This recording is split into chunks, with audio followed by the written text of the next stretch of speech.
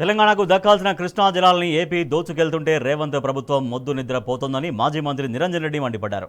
కృష్ణా గోదావరి జలాల్లో న్యాయమైన వాటా కోసం కాంగ్రెస్ ఏం చేస్తుందో చెప్పాలని డిమాండ్ చేశారు. పాలమూరు రంగారెడ్డిపై మంత్రి ఉత్తమ్ కుమార్ రెడ్డి అవగాహన లేకుండా మాట్లాడుతున్నారని దుయ్యబట్టారు.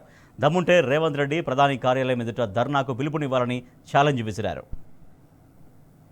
సుమారు 4,000 కోట్ల పైచిలకు మేము ఖర్చు పెట్టినాకనే మా ప్రభుత్వంలోనే కేసీఆర్ ప్రభుత్వంలోనే 2015 నుంచి మొదలుపెట్టి 15, 16, 17 సంవత్సరాలలో ఏటేటా పెంచుకుంటూ ఇవాళ పాలమూరు జిల్లాలోని పెండింగ్ ప్రాజెక్టులను పూర్తి చేసిన ఘనత కేసీఆర్ది.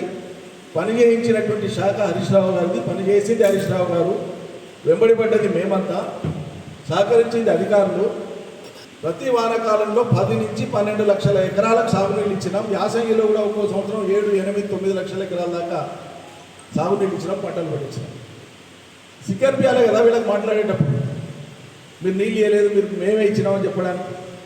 ఆంధ్రాకు నీళ్లు తీసుకుపోతుంటానంటే అటు టీడీపీ కానీ కాంగ్రెస్లో ఉండేటువంటి నాయకులు కానీ ఆనాడు తెలంగాణ ప్రాంతంలో ఉండేటువంటి అందరు నాయకులు కూడా బానిసల్లాగా చంద్రబాబు కానీ రాజశేఖర రెడ్డి కానీ జైలు కొట్టినాం. మీరంతా సపోర్ట్ పలికిన వాళ్ళు, వాళ్ళ సంఖ్యలో కూర్చున్న వాళ్ళు, తెలంగాణను ఎగతాళి చేసిన వాళ్ళు, తెలంగాణ నాయకత్వాన్ని ఉద్యమాన్ని చిన్నగా చేసి మాట్లాడిన వాళ్ళు అంత కలిపితే 15, 16 టీఎంసీలకు మించి సామర్థ్యం లేదు. 50, 60 ఏళ్ల కాలంలో కాంగ్రెస్ తెలుగుదేశం కాలంలో పాలమూరుకు నీళ్ళు ఇవ్వడానికి ఉద్దేశించినటువంటి రిజర్వాయర్లు అన్నీ లెక్కేస్తే 15, 16 టీఎంసీలు కూడా కాదు.